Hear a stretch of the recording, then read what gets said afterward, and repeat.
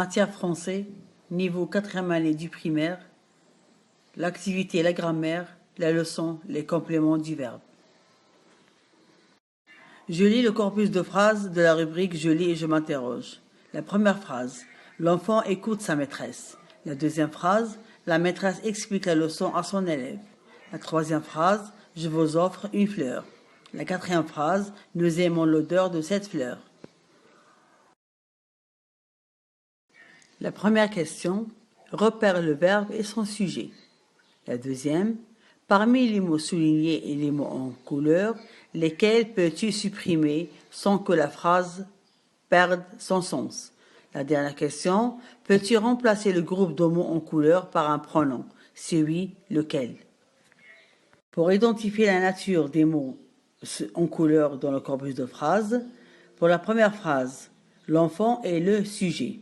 La deuxième phrase, la maîtresse est le sujet. La troisième phrase, je, le pronom, c'est le sujet. Et la dernière phrase, le pronom nous, est le sujet.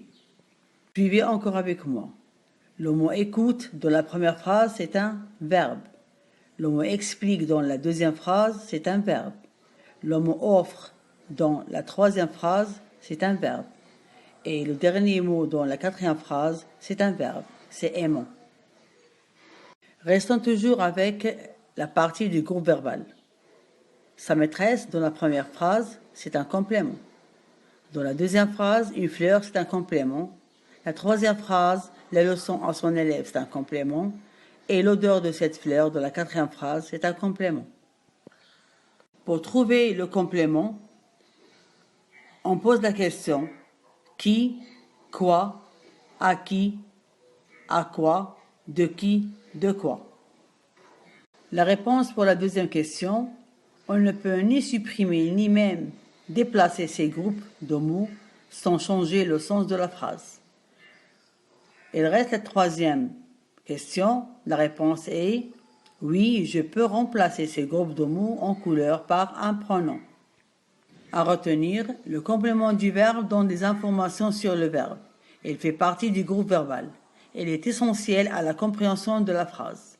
On ne peut ni le déplacer ni le supprimer sans changer le sens de la phrase. Le complément du verbe peut être remplacé par un pronom, le, la, lui, leur et l'apostrophe en y. Exemple, elle guide le touriste, il le guide. La suite, pour identifier le complément du verbe, on pose les questions suivantes. Qui, quoi, à qui, à quoi, de qui, de quoi.